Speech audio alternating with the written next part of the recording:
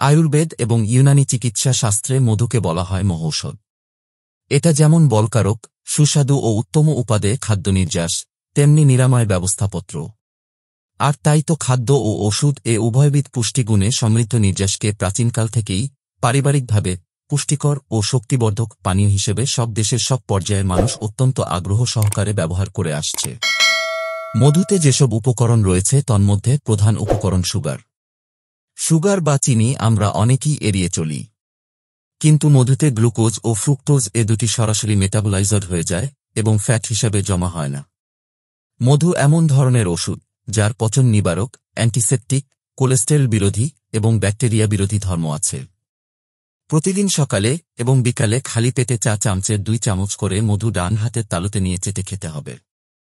নিয়মিত ও পরিমিত মধু সেবন করলে যেসব উপকার পাওয়া যায় তা হল: 1. হৃদরোগ প্রতিরোধ করে। রক্তনালী প্রসারণের মাধ্যমে রক্ত সঞ্চালনে সহায়তা করে এবং হৃৎপেশির কার্যক্রম বৃদ্ধি করে। 2. রোগ প্রতিরোধ ক্ষমতা বৃদ্ধি করে। 3. দাঁতকে পরিষ্কার ও শক্তিশালী করে। 4. দৃষ্টিশক্তি ও স্মরণশক্তি বৃদ্ধি করে। 5. মধুর রয়েছে অ্যান্টিঅক্সিডেন্ট ক্ষমতা, যা দেহকে নানা ঘাত প্রতিঘাতের হাত থেকে রক্ষা করে। 23. বাতের ব্যথা উপশম করে।